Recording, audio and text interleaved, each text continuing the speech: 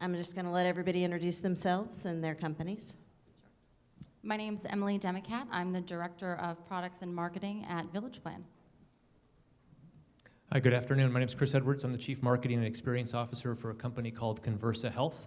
Conversa Health is a conversational AI technology company that works with health systems and pharma companies to help patient relationship management. Hi, I'm Denise Campbell. I'm CEO of Integrative Health Partners Network. We work on lifestyle medicine to connect lifestyle practitioners to primary care practices and other healthcare settings. Hi, good afternoon. My name is Mark Siena. I'm the Vice President of Sales for CoachCare, and basically we help connect physicians and patients through a variety of devices and software. Hi, I'm Patrick Scallan with Angiogenesis Labs and Angiogenesis Medical. We've seen over 13,000 patients in the last 19 years, and we are on the cusp of developing natural supplements which are as effective as pharmaceutical applications. Great. So in full disclosure, we got together a little bit beforehand via email to introduce ourselves and discuss topics. So we wanted to make sure that we had a really vibrant conversation around connected health, because I think it's important and certainly a topic we've sort of touched on throughout the day in every different presentation and every different really industry and topic. And one of the big things we thought about as a group is patient engagement, and what does that look like? Specifically, we're seeing a trend in connected health from a manual to an automated patient engagement, and just thinking about that, how is that going to change? How do we think the automated patient engagement is going to deliver better care or a better experience for the patient? Hi, so thank you for the question. I think in a lot of ways, patient engagement is why we're all here, and I think that it is really the key to better, more efficient health care and better outcomes. The trouble is finding a balance between that, whether it's manual or automated patient engagement, finding a balance between the technology and the human touch. This is particularly true of an aging population, which is who we serve at Village Plan, who tend to use technology less and expect more human interaction. That's not to say that we certainly believe in technology at Village Plan. We have a technology platform and app, and we connect to home and wearable technologies. But there's not a technological fix here, and not losing the human touch, I think, is really important. Yeah, I'll build on that, although I'll probably provide, again, I think a good panel maybe provides different points of views, and that's what you want to hear. So, and I'll point you to two different things, and if you guys want to dive into deeper, I'm happy to send you some of this research. But one of them was done by Accenture, and one of them was done by WBR Research in the last month. And Accenture's consumer research was called Care Teams of the Future: Patients, Providers, and Machines. Okay, and they surveyed 3,000 different consumers and just talking about, are you interested in technology coming alongside you? Again, not replacing your doctor, but it was talking about the spirit of collaboration. And that was to the consumers. And WBR Research, they also interviewed healthcare executives and saying, what's your appetite? For actually integrating this into some of the care team process and the care coordination to be able to help you scale. And healthcare executives are ready as well. And so they're starting to adopt, and they're going to be doing 45% more adoption over the next 12 months. And so, again, if you want to talk more, I can talk about this research forever. So if you want to find me and give you my card, I'll send you the research links. But it's pointing to the same trend for healthcare executives and for the consumers, is that they are more and more interested in living in this world where they want on-demand, instant access, and I need it now. This is happening in all the other categories, and it's now starting to come to healthcare. I kind of agree with that, except my term of engagement's a little different. I do think that people are engaged. I think the problem is that we're not aware of where they are on that engagement continuum. So we are assuming that we know what they want and what they need instead of meeting them where they're at. And for me, when we talk about patient engagement, I don't see it. I think we're mixing terminology here. I think sometimes we're talking really about engaging in our technology, right? That's what we want. Maybe that's not what they need or what they want. So I think it's determining, this difference in terminology when we talk about patient engagement, because I truly believe that people are engaged. And I started out that way. I started out as a patient. I didn't start out as a doctor. So I came from the back end, and this is why I do what I do, because I know that there was a huge disconnect. And I think that we use technology sometimes as a crutch to say that people aren't engaged, when I truly believe that they are.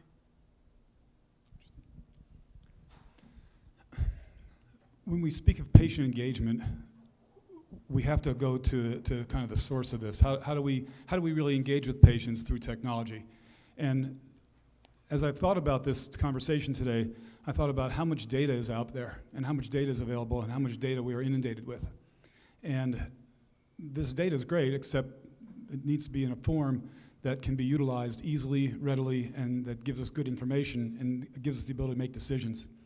I was involved in the old OLAP days. Anyone here old enough to remember OLAP back in the late 80s, early 90s? Some gray hair out there do. Well, it was all about taking information, data from these big, huge business reports and allowing it to become valid information to help make decisions. And that's what we're seeing today. We need to take all this data we have and have it in a form like the old OLAP technology was trying to do, and now we take it for granted. Business intelligence, as we call it, or customer relationship management or whatever, can be in a variety of forms, but the net is that we got to take all this massive data, whether it's patient-driven data or clinic-driven data or externally driven data, and have it at our fingertips in a usable form. And so I'll throw a shameless marketing ploy for CoachCare. That's what we do. And we've been focused mainly in the weight loss arena and chiropractic, weight loss, pain management and such, but we are constantly trying to bring real data and real information so that decisions can be made, so that doctors can, in fact, be proactively intervening with patients that are at risk, or getting reports and information that are specific to helping an individual patient in an individual clinic that's on a specific protocol. We want to improve that process. And I've probably taken up enough of my time. I'll pass this on. Thanks, Mark. What we do every day is we work in pain management clinics. We work in doctors' offices, hospitals, and I'm coming from this from a different perspective. Most of the folks up here are talking about data. What we do is we took an analysis and clinicals of prescription drugs, patients on prescription drugs, and we looked at the side effects and the numbers of people who are actually literally having, dying after a couple of years of taking certain prescription drugs. So what we did was we created natural drug supplements from the data, from going to pain management clinics, from all these different places, and we're very successful with actually creating products that actually did not toxify the patient. So we actually detoxified the patient by giving them natural supplements. So what we want to do right now is create a whole new trend by bringing people into having natural supplements versus pharmacia. And pharmacia is great, but they have to have an option.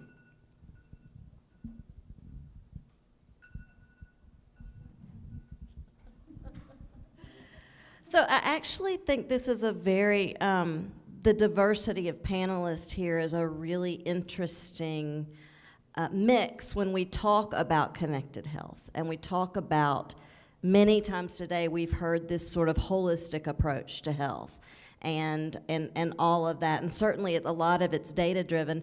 But what does connected health look like when you have traditional, although a non-traditional treatment? My company is a traditional healthcare provider who's going to be paid either by the patient or by an insurance company.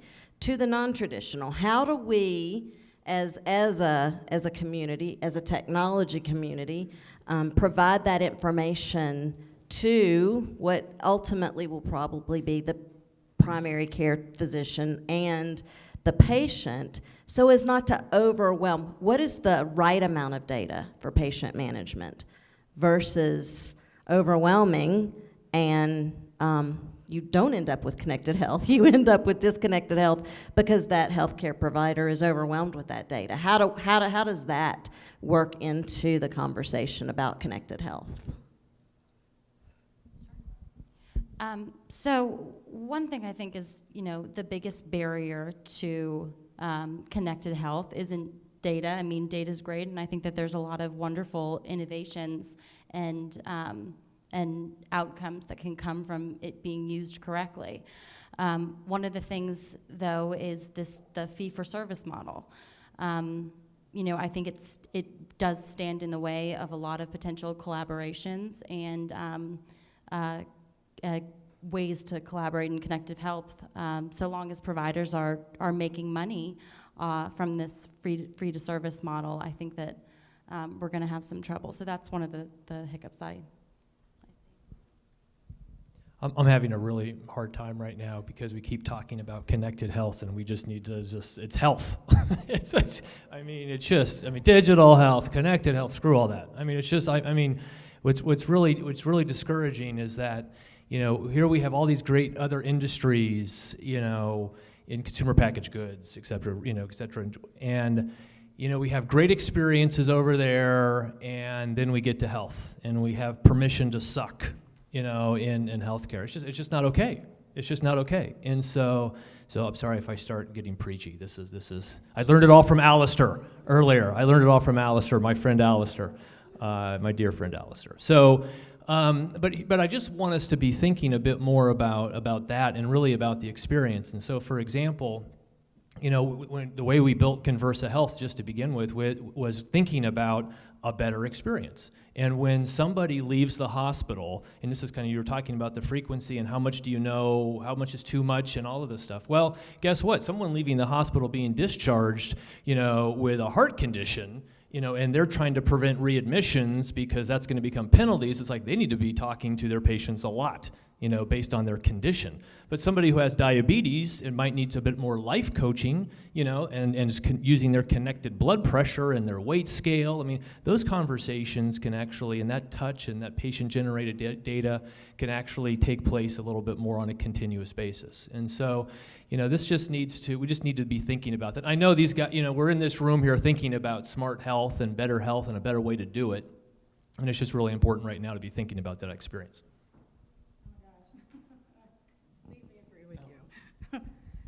Is this working?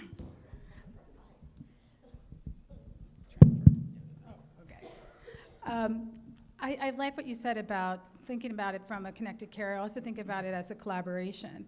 I think that's part of the problem is, when we talk about collaborations, there's always a lead agency, right? It's who has the money, and if they're willing to share.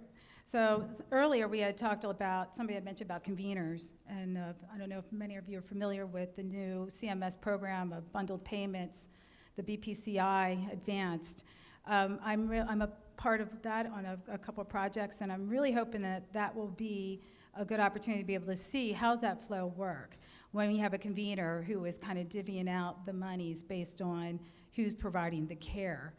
But again, I think it all boils down to the fact that it's really based on the patient being the center of that care, the person being the center. Because there may be times, and we utilize navigators.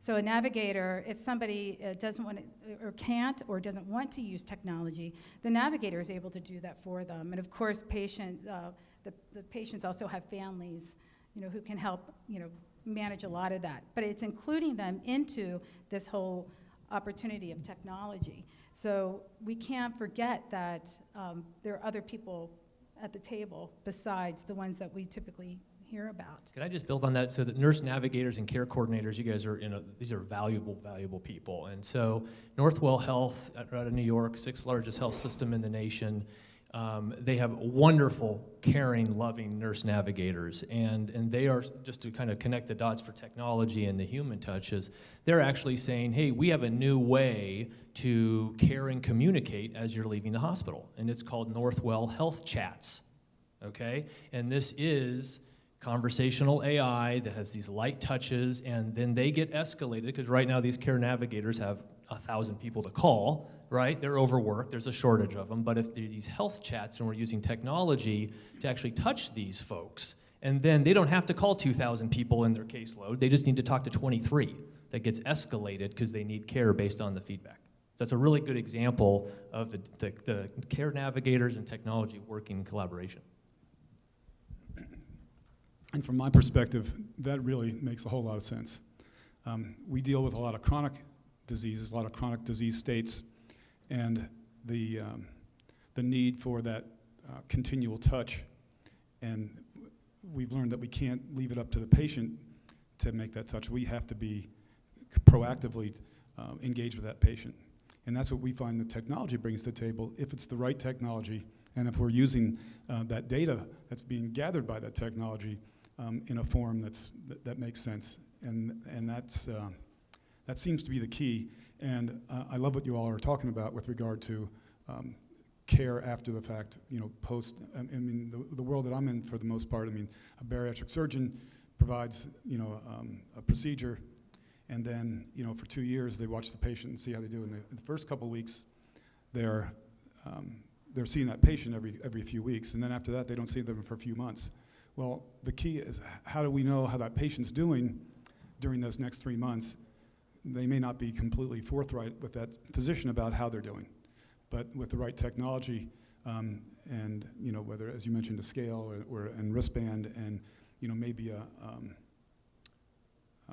some kind of a journaling device, they can be far more proactive, and that information then can be used to make sure that patient is doing well. And that's what we're really all about. I mean, I got involved in this business because I wanted to help patients with long-term behavior change.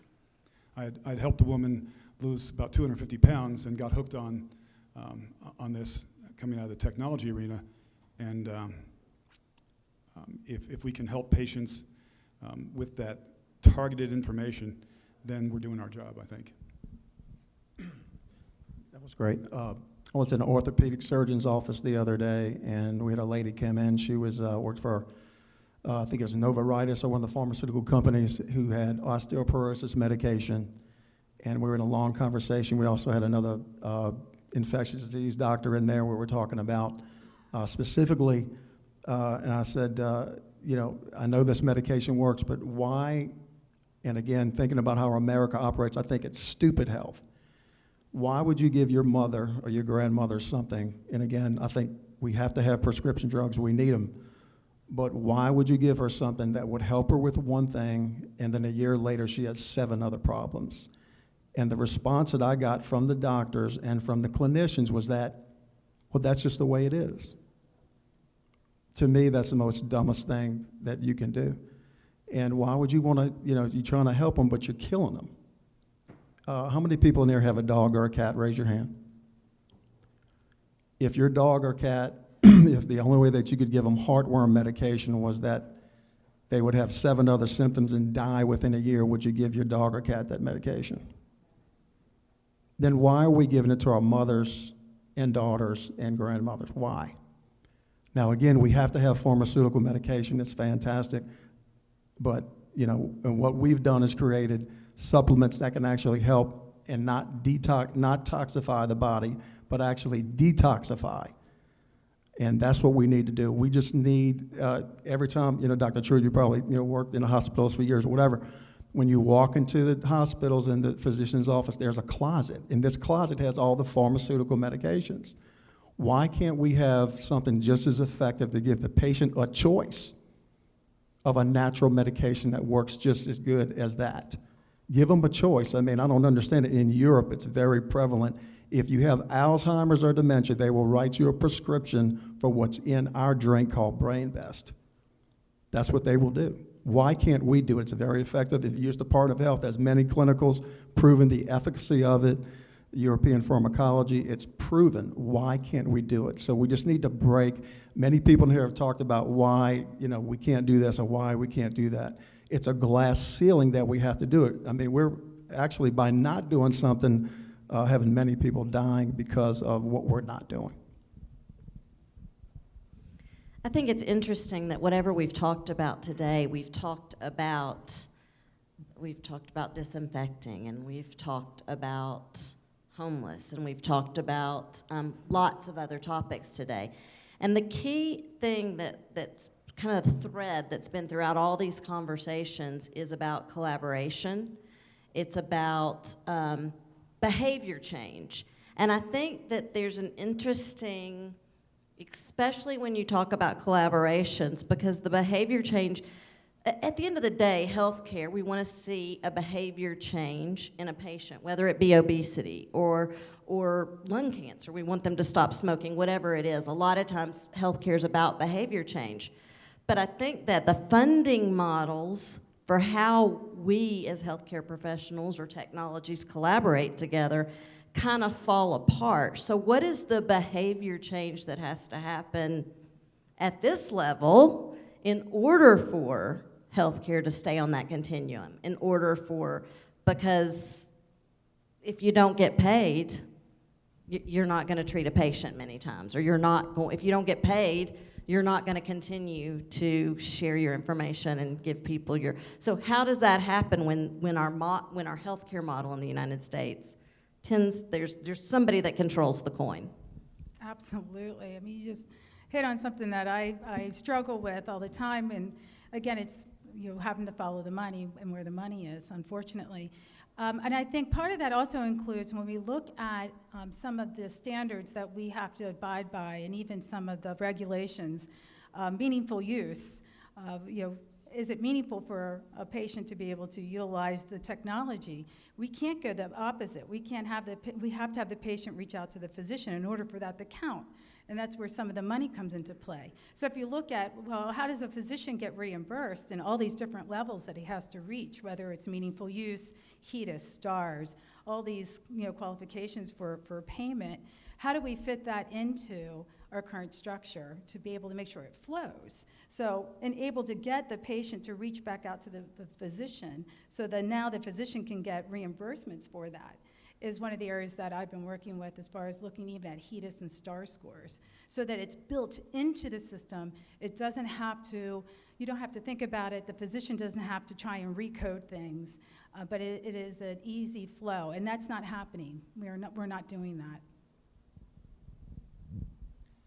I'll just add, you're starting to see, I mean, it's messy, right? I mean, that's why Amazon and Berkshire, joined in this collaboration. I mean, there's stuff like this is popping up over the time. Everybody's buying this group, and they're buying that group, and they're collaborating here. It's just messy right now. And I think in a different comment would be building on the patients and the physicians. You're starting to see a bunch of CPT billing codes around remote patient monitoring. Okay, that's pretty interesting. Where here you have these physicians who are thinking about, well, I only want to see face-to-face, and I'm only going to get billed, so I'm going to face-to-face. Well, now they can be reviewing remote patient-generated health data and remote patient. I mean, okay. Pat yourself on the back, healthcare, for at least waking up to that. I mean, that's actually Medicare's paying for chronic care management. Right. I mean, they are. Right. There's some small wins, and I think we're going to see more of that in some of the regulations too. Yeah, and to take that a step further, the momentum in that is, it's been like a hockey stick type growth curve, right? So for a long time, it's been zero, zilch, or less, maybe. And now we're starting to see just a little bit of momentum in this arena of patient-driven information, patient proactivity becoming billing, and this is really exciting for us because that's the technology we sell, but it really becomes. Ultimately, the key here is that we have all this technology, we can get all this data now, we can have it in the right form and at the fingertips of the clinics and doctors and staff, but it can only be a mechanism or a tool, and it's still going to be up to the physician and to the medical community to have the right procedures, processes, therapies, protocols to make this really part of the future. And the technology can really only be, actually, I think your business with the AI and stuff is going to play a big part in that, but that's going to end up being what the physician's responses are to the data that's being collected and presented. And I mean, that's going to be huge. It's going to be huge. So one other quick observation, just to build on that comment, is Carolina's healthcare system. Okay, a long ways from here, but here they have their large health system in Charlotte, North Carolina, and they have a physician. Okay, he's an innovator. He's terrific. But what he decided to do is he's carving out his own health clinic within this huge health system. So there's 700 health providers in this health system, and he's this one guy who they've just said, we want to test a new healthcare experience. And it's coming out of their innovation group. And so they're he just said, the way that the experience is being done right now in our entire health system and entire industry is not good. So he has put together a new business model that has to do with subscription-based. It's not high-level touch. It's for anybody and everybody, but he's trying to experiment with this new business model. Again, connected to the health system, but really is its own operating model. And he's using this conversational AI and these chats, and they're just trying stuff. I mean, I think we see a lot of organizations just trying to figure out how to get going and make the numbers work. So, I guess my comment there is that there's some good news. That's right. That's what I didn't quite round that thought out, but it is encouraging. Okay, I mean, you have providers and organizations out there that are trying things, or trying to get traction. Again, my dear friend Alistair was yelling at us this morning, do something. He wasn't. I know him very well, so he was encouraging us. But we got to do stuff. We need to be able to do more proactive. I think that's right, and I think somebody mentioned earlier today that telemedicine or telehealth or whatever, I think it was in the previous panel discussion, that there's only a 5 to 7% adoption in that. Well, that's because you don't get paid for it. It was really hard to get paid for it. Or a patient had to pay for it themselves. And if I go see my doctor, I pay $25 and I don't pay for it. Now payers are starting to pay for those types of things, which I think we will see a broader adoption of technology just because that reason alone. It's some good news.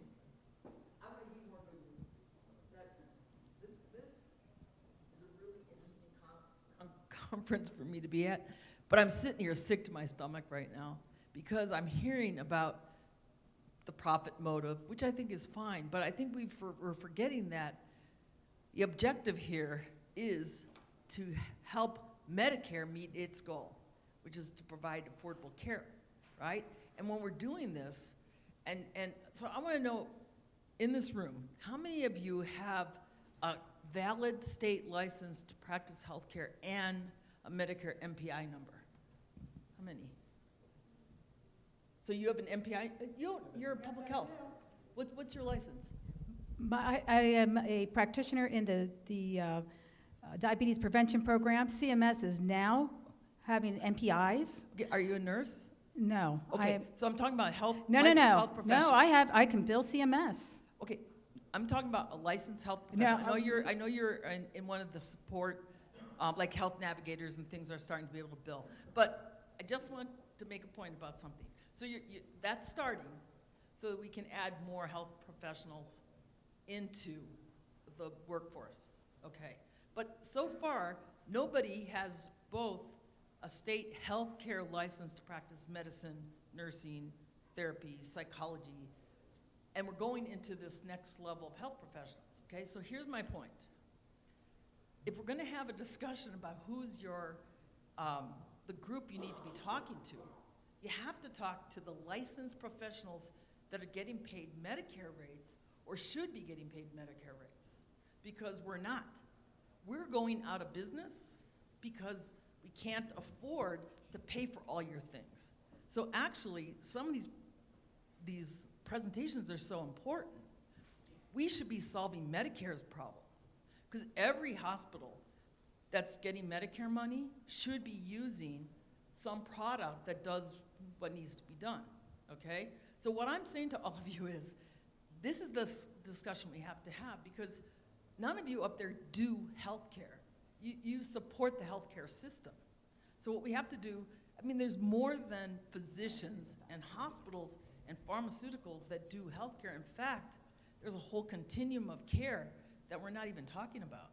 So from the Medicare perspective, when you walk into a nursing home and there's no licensed Medicare professionals in there, and they're only at the Medicaid level, let me tell you, you would not put your mother in there.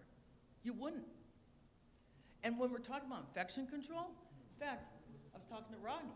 I'm like, please come to Los Angeles and see the mothers and children in the tents and see people shitting in the gutters and I'm going, oh my God, that guy just squatted and went right, this is like medieval times, okay? I'm telling you guys, this is serious. And when the healthcare industry, and believe me, I know this for a fact, my brother works for Shine. Shine is the largest distributor of medical, dental, and veterinary supplies in the world. They put me out of business. That's my brother. He upsold me all this dental equipment, and guess what? We didn't see one kid with disability in the sedation suite that I put in there.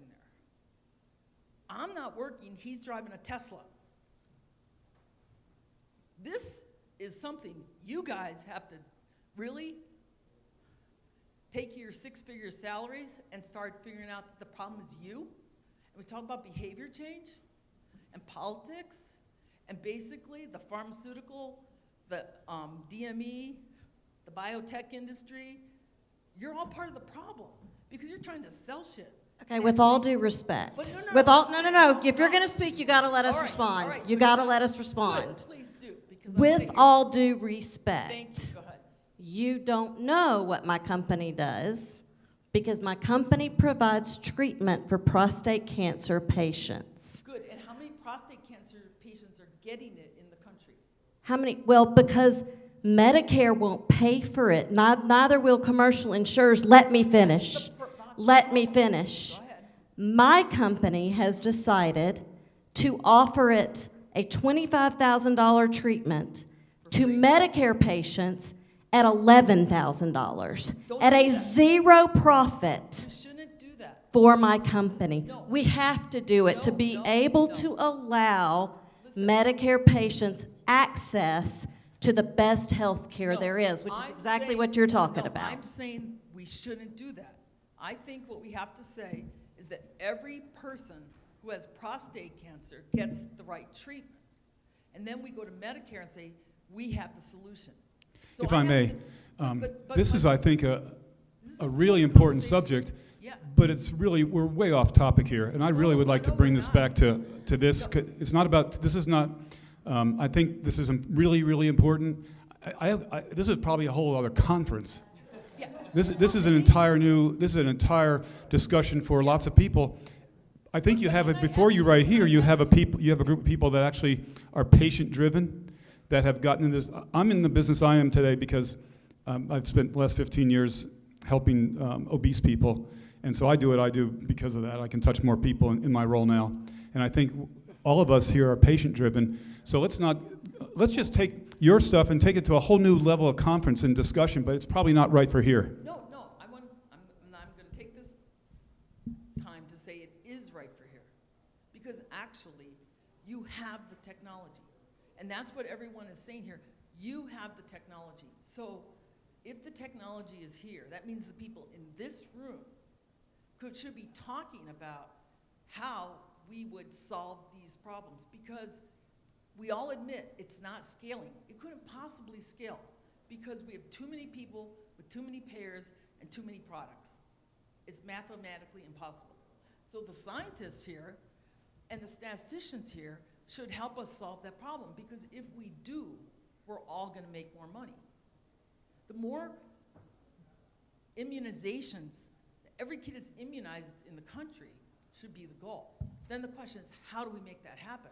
And it'll have to go state by state. But if we do that, and I really want you to stop talking about your products and your companies. Tell me what would the next conference look like? That's really what I want to hear because that's why I was brought here, to provoke you guys to think and change your behavior too.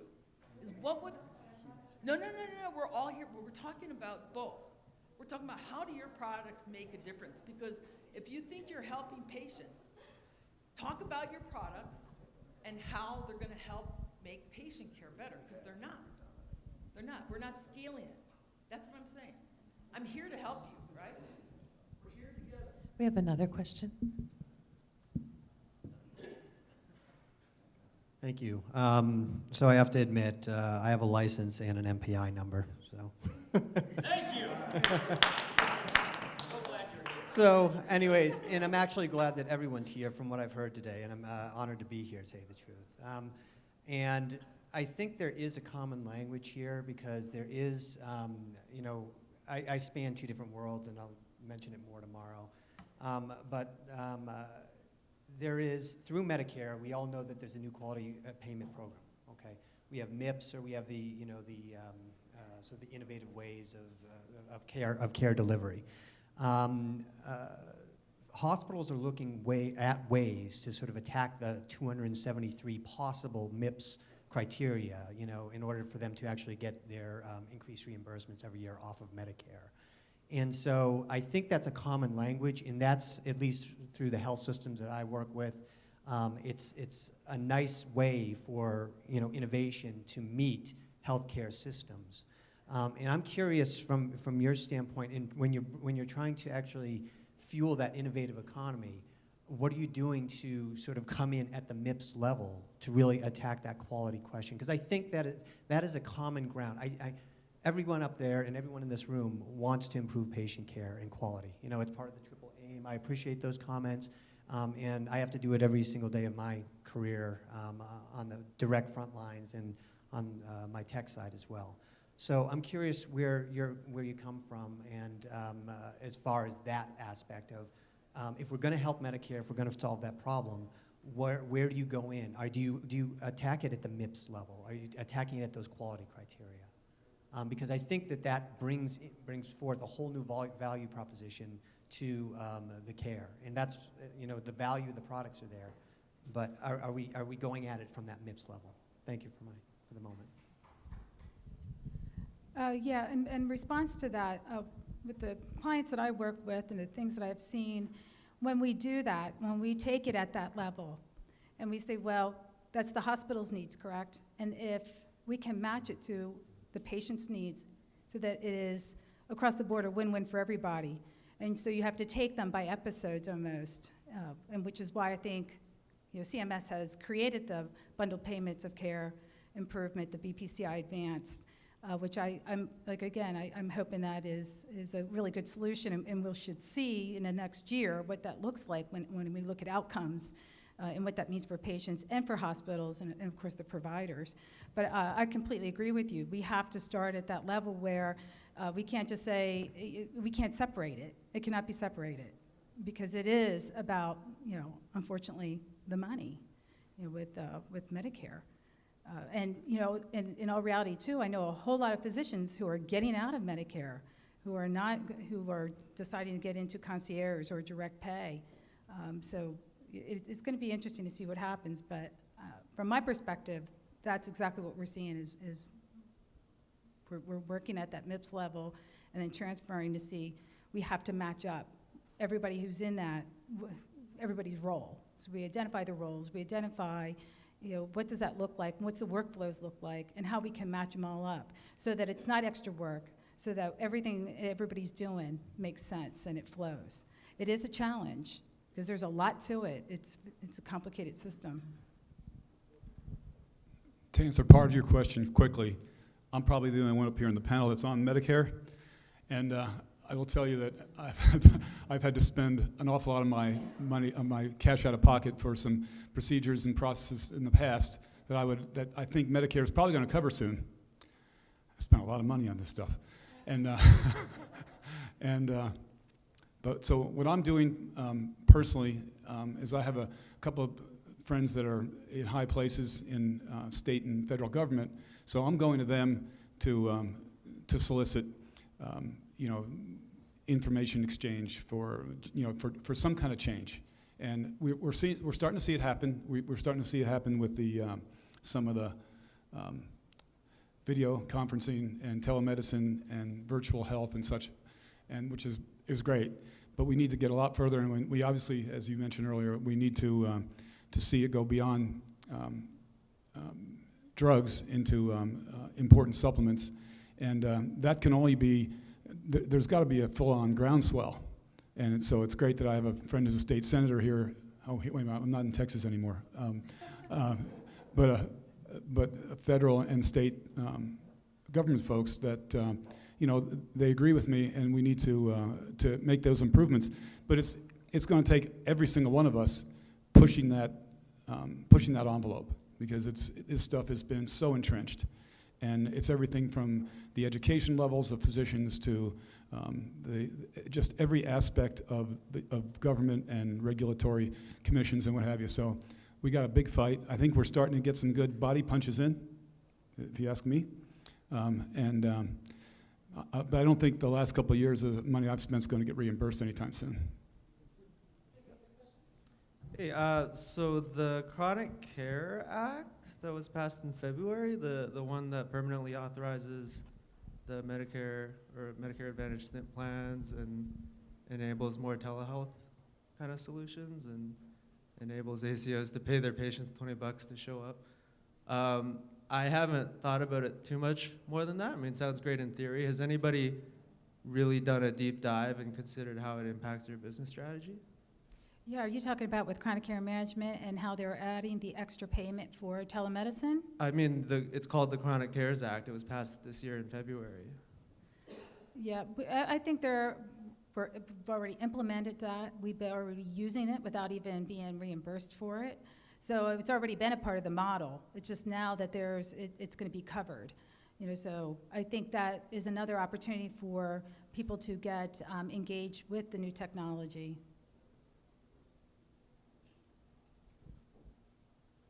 Looks like I didn't answer your question. I'm not sure if you were specifically referring to the act I'm referring to, though. Right? So part of what Village Plan does is we provide access to accredited professional geriatric care managers. And so some of what we do is, because of this law, able to be reimbursed by Medicare. We don't, as far as our business, we don't expect to see a spike in utilization or anything like that. But yeah, is that what? No, it's like a specific act that was passed this February. It's Yeah. And I don't think it applies to Medicare at all. I think it's only Medicare Advantage. Okay. Then I'm not doing a good job answering either. Well, look it up, everybody.